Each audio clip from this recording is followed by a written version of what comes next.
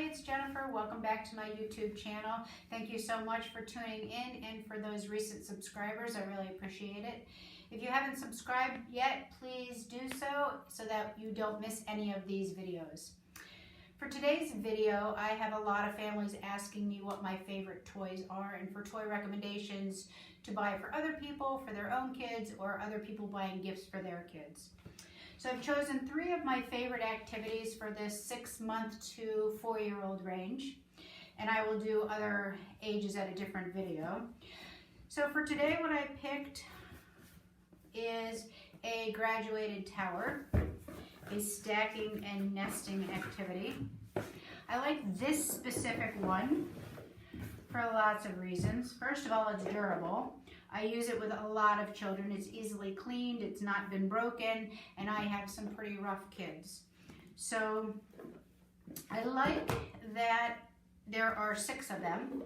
I like that they're numbered on one side, and on another side they have a picture of an animal with a corresponding figurine. I like that it's got a door, so that when we are stacking, we can turn the boxes so that they're all facing in the same direction, so that they learn that directionality. I like that they can be used in a multitude of ways, so that we can match the animals going into the right home, and if they don't go in the right home, that's fine too.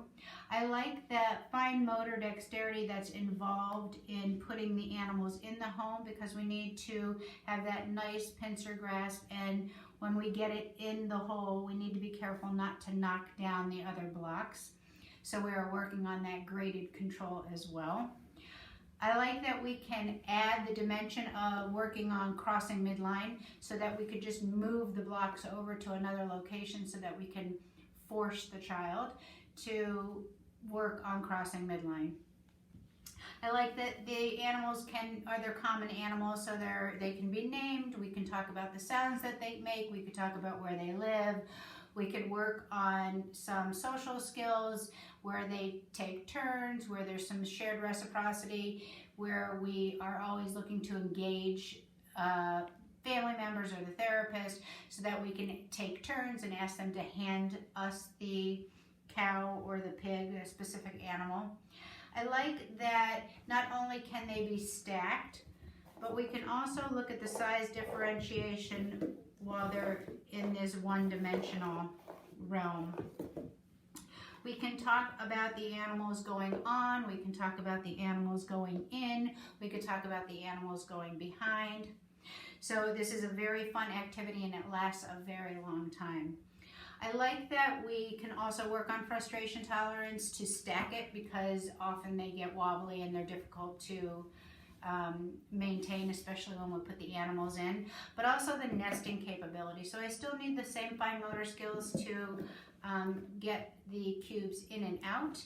And if I put them in the wrong order or upside down, I need to do some problem solving to figure that out. So I like that it grows with the child. For the very young child, for the 6-month-old, we can work on just putting objects in a container or taking them out. We can work on holding 2 objects at the same time. We can work on clapping them together. We can work on, like if we were trying to build in some speech or some oral motor skills, we can work on the kissing or the sound. So there are lots of different ways that you can use this one activity and extend the play for a very long time. It comes in the handy dandy box, which actually has not been demolished yet, so I like that it is easily transportable. The next toy that I picked is this button art. This is made by a company called Alex,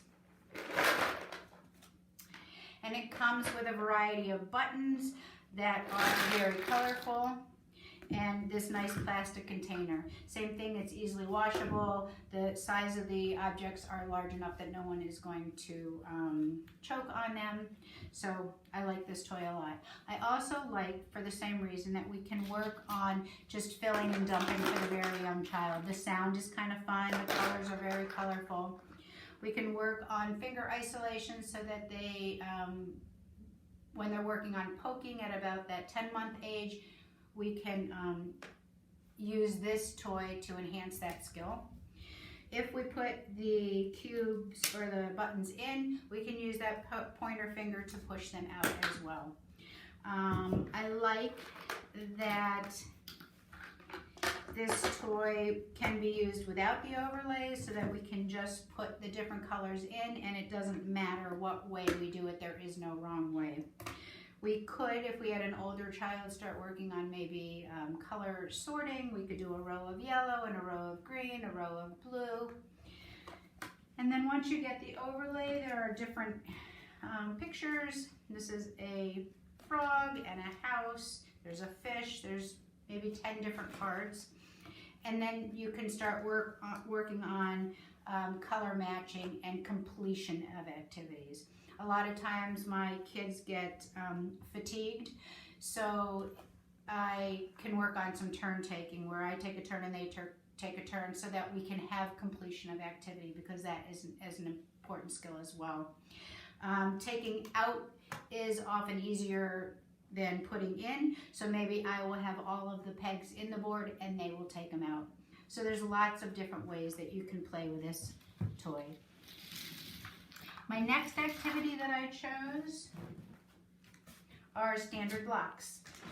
These happen to be Melissa and Doug wooden blocks. I like them because they are very colorful. Actually, I have another bag this size that came as one set, so there's lots of them. I like that we can use these blocks in a lot of different ways as well, and they are easily cleaned. That's a nice feature, and the colors don't come off. So we can sort these blocks by color, we can sort the blocks by shape, we can sort the blocks by size, we can just do some creative play and do some building. We can do some visual motor skills so that we can copy a design. If I stack these three, can you make the same design that I made? And then build from there. And again, we can work on the turn taking. I'll take a turn, you take a turn, and just see how high we can make it. So this is an activity that will easily grow with a child well past 4. And maybe they can work on combining the two toys together, or maybe this toy over here where we can build a house for one of these animals in this stacking toy. So these are my favorite 3 activities that I use the very most in my therapy sessions when I see my kids in their homes, and also for school-age kids as well, the preschoolers. The other piece of information that I don't want to forget is talking about cleanup, because cleanup is just as important as playing with the toys, and we can make it a game so that it is fun, because it is a very important life skill. So oftentimes I clean up one toy at a time, but sometimes the situation doesn't lend itself to that. So we need to use the cleanup time also as a learning time. So if, for instance, these toys were all mixed up together, we could work on sorting. We could work on which are blocks and which are the buttons, or which are the pegs. We can maybe take turns in terms of, I'll put all the blue blocks away and you put all the yellow blocks away, and then change colors. You can give them a choice, because when they have choices, they always feel like they have control. Which ones do you want to put away first? Or do you want to make it a race? Or do you want me to set a timer? So there are lots of different ways that we can clean up and have fun and learn all at the same time. I hope you enjoy this video and that it helps with your therapy sessions and playtime at home. Stay safe, wash your hands, and have fun.